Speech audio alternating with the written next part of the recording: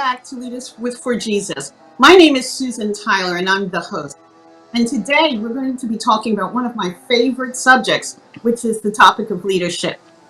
I wanted to keep it informal, so I've asked my wonderful friend, Brenda Divers, who is CEO of Heart Ministry Network, to join us in the discussion. Brenda, why don't you say hello to the audience?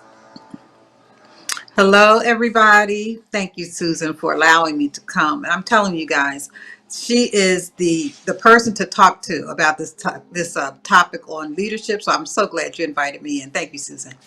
You're welcome. I'm so glad to have you. So the topic of leadership, it's a subject that has been evolving over the years. And there are a lot of different ways to classify leadership.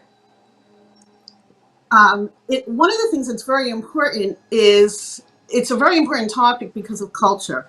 And there's synergy between an organization or a church's culture and its leadership. And that's because the leaders are the one that set the culture.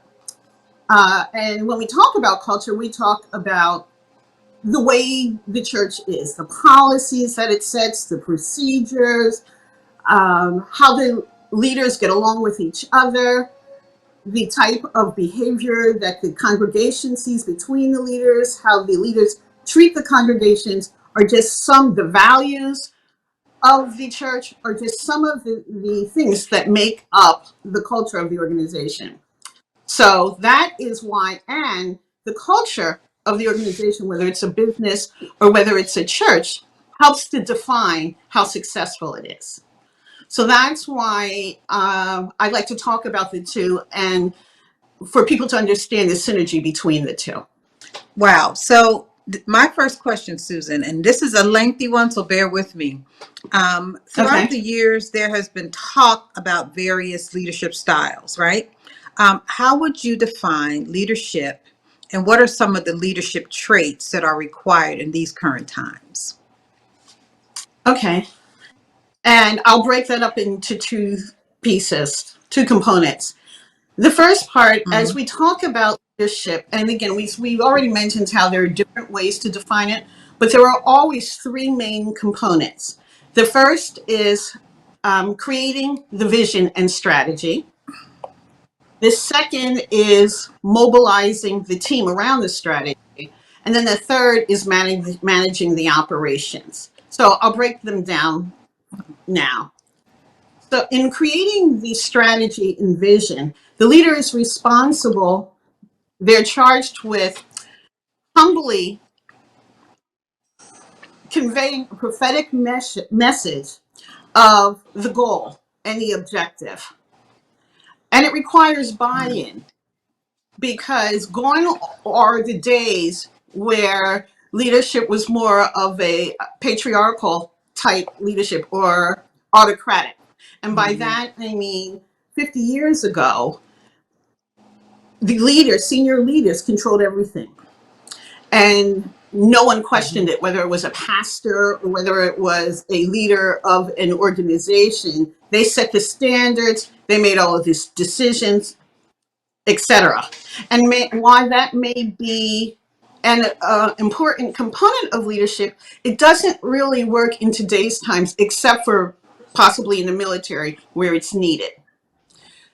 In today's times, individuals, whether they are an employee or a church member, they have to buy in to what to the goals and the vision of the organization or the church. So it's very important that the leader be able to create a compelling, and for churches I say prophetic, it's based on what God is saying, vision. The second component is mobilizing a team. And I use the term mobilizing, and actually it's not my term, it's pretty much used in industry now. Mobilizing means putting together or gathering a team. And you're gathering them, it aligns with the first part. You're gathering them around the unified vision or goal that you are trying to create. And then the third part of it is managing the daily operations. And managing, while senior leaders are not typically the ones that would manage the daily operations, unless it is a smaller church. Smaller churches, again, the leadership, there's less people, there's less volunteers. So unfortunately, the pastor or other senior leaders are charged with doing a lot more. But typically, there may be other people that manage the daily operations. The back, so in the church, it would be the administration and or the back operations. Um, while other people may manage it, it's still the leader. The senior leaders are ultimately responsible for ensuring that they run successfully. And that last part is extremely important because you could have the right vision, you could have the right goal, you could even have the people that you've gathered around the goal and they're all unified. But if you do not have the proper policies and procedures in place, then it's most likely that you will not accomplish the goal. So those are three components: setting the vision, mobilizing the team, and managing the operations that are key, regardless of how you define leadership. And from a biblical standpoint, Nehemiah, I love to talk about Nehemiah because I think he was great at all three. Those are really great points, right? And how do you think, and you used Nehemiah, and I loved it. I love that you used him. How do you think he was able to be successful or to achieve success? First of all, Nehemiah had a relationship with God. So he Yeah. consulted God, before every step, he consulted God. There were times, and I'm going off in tangent here, but there were times in setting this strategy that he went out and scoped off the land by himself. He didn't take anyone with him. Hmm. He so much knew that God was behind him. So that's the first thing he did. But in creating the vision and the strategy, what was his goal? His goal was to build the wall around Jerusalem. So he was able to influence, and I'll probably talk about this a little bit later, but he was able to influence others towards the goal because they had a vested interest. All of the people, for the most part, that were involved with building the wall had a vested interest in seeing that it come to fruition because a lot of them lived within inside of that wall. So that was their buy. Good.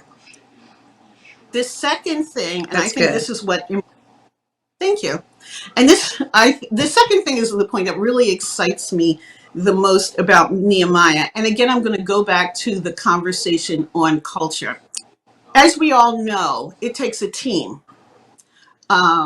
Moses found that out.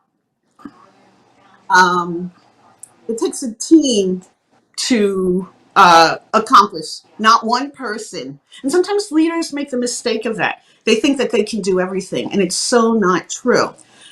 Um, what Nehemiah was great at was gathering a group of different people. So if you stop to think about how it was back then, classism, someone's class was dominant. I mean, they Good. lived their lives by in one part by their class structure. Nehemiah was able to merge together, get priests, jewelers, craftsmen, common people, all sorts of different people, women who usually were relegated to the home. There were two sisters that were involved. He was able to get a group of people that normally wouldn't even associate with each other. And he was able to get them all centered around one vision, and that was the rebuilding of the wall. And again, we cannot overemphasize that he was mainly able to do this because he listened to God. The third Wow. thing that Nehemiah did was in managing the operations, he went through a slew of problems and obstacles that he had to overcome. Hmm. He had to re strategize at times, right? But the one thing Hmm. he did is he never lost focus. Sometimes as leaders, it's very hard. We can get stuck in a box or get stuck in a certain Mhm. mode or get stuck where we are in that moment. You know, COVID, for example, we can get stuck in the state of, I don't know what to do. And that can paralyze us. Nehemiah was able to successfully navigate through all of the objections that he experienced. So those are why some of the things of that made him a great leader. And at the end, he was able to accomplish the objective within an unusual, or I'm not sure right the word to use, but such a short time period. Mhm. Mhm. Wow. Now you're making some excellent points, and I know I have to go through all this again because I was taking notes, but I'm sure I left something out. But what are some of the skills required in these current times from our leaders? Okay, and that's a very good question. And again, skills and behaviors that are required of leaders will change. Some will remain the same, but depending on the climate and how the world is evolving, some will change. And I'm going to talk about a couple of things I'm going to mix both skill sets, our competencies, and also behaviors, how the leader conducts himself. So, number one is more to me of a behavior. It's not a skill, but it's nowadays, no leaders, whether you're in a business or whether you're running a church, can survive without an intimate relationship with God. And I like Yeah, to yeah. refer to him as Ishai. All right. So it's an intimate relationship, not sexual, but extremely spiritual. It's that one on one Yes. relationship. And that's key. Mhm. It's beyond just taking a couple of minutes for prayer in the morning or saying, a couple of rituals. It's making a conscious decision to spend that quality time with God, the same way that we do in relationships with our spouses. And God requires that. And so often, and I know I'm talking to the choir, I know I'm talking to the audience is our pastors or senior leaders, but sometimes if we are truthful, we have to acknowledge that sometimes we get into ruts also. Imperative. I Yeah, concur. Yes. yeah, life sometimes happens, and it's a struggle, but we have to be intentional. And I'll use that word a lot, is we have to be intentional with letting God know that he ultimately is the supreme priority. So that's number one. Number two is a focus on God's agenda. Now these go hand in hand. If our focus, and we have that intimate relationship with God, then we will be focused on his agenda, not ours. If you stop to think about it, Jesus did that perfectly. His whole time on earth, his entire ministry was about speaking about the kingdom. At one point, I did a study. I don't remember how, but I'm actually going to finish this study on how many times the word kingdom is referenced in the new. How many times he referenced the word kingdom in the New Testament, and he made it clear. I came to do my Father's business. God's agenda is a kingdom agenda, and when I say kingdom agenda, I mean that we are to partner with God in advancing his kingdom here on earth. And by kingdom, I mean the culture. Again, we're back to that word Right. culture, the behaviors, the government system, everything, the values, the beliefs. We are to mirror God and exemplify God. So that's number two. We, you know, pastors are called to manage, to lead churches, but the church is not the objective. The kingdom is.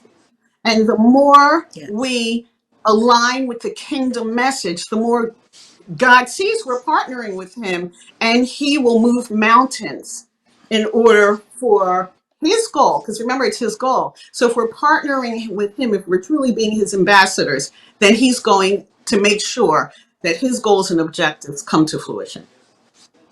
All right. And I'll briefly touch on the next one. The next one is the topic of emotional intelligence. And emotional intelligence is the ability to, in a nutshell, understand your own emotions, to manage them, and to understand um, other individuals' emotions. And it doesn't mean that you have to acknowledge them. It doesn't mean that you have to fall prey to others' emotions, but you have to be able to recognize what is happening and adjust accordingly. You have to be able to manage those in day-to-day leadership. So the self-awareness piece is all about, again, you have to be able to accurately recognize your own emotions, your strengths, your limitations, your actions, and how these may have an impact on others. Have you ever been in a situation in a church or an organization where the leader has great skills, but technically their ability, and this is it's partly skill, but it's mostly a behavior, where they leave a trail of dead bodies wherever they go because they do not know how, they say the appropriate things, they're not respectful to people. That is all a part of what emotional intelligence is. Again, knowing yourself and how you come off. It's emotional intelligence deals with self-regulation. I may know that I can be mean at times, but if I'm not doing anything about it, if I'm getting mad, if my temper, it's one thing to recognize you have a temper, and it's another thing to begin to control it. So self-regulation is a very important key. Empathy. Leaders have to be able to put themselves in the situation of others. Now, again, depending on the situation, it doesn't mean that we are losing self, or it doesn't mean that we are managing to someone else's behavior. It just means that we have to understand the situation and manage accordingly. The last one is social skills, and social skills gets involved with a good example of that is managing a team, mobilizing people. You have to, and that it's partly skill, but it's also something. Some people are you can have different types of leaders. So some may be called to manage computers. It could be but not have a position where they're constantly dealing with people because they just do not have the skill set to do that. So that's just a summary of emotional intelligence. Wow. And I think you probably have to go through that again. And I love that whole emotional intelligence, because that's what we're talking about every day now. It's not the dictator who influences people; it's the coach, right? So even in the church, Exactly. the same is true. So those have been excellent points.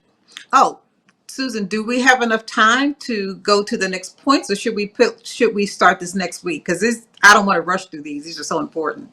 Actually, Brenda, you're right. We've gone through a lot today and it's a lot to digest. So why don't we pick it up again next week? And it'll give me a chance again to spend some time with you. You know how much I enjoy spending time with you.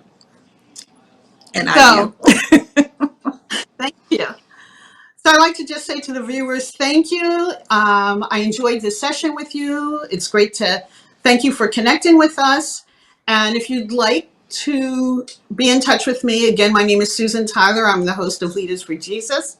And you can reach me at 877-993-7171 or at www.leadersforjesus.com. And that's the number 4. So again, it's leadersforjesus.com. Thanks for watching, and we'll see you next week.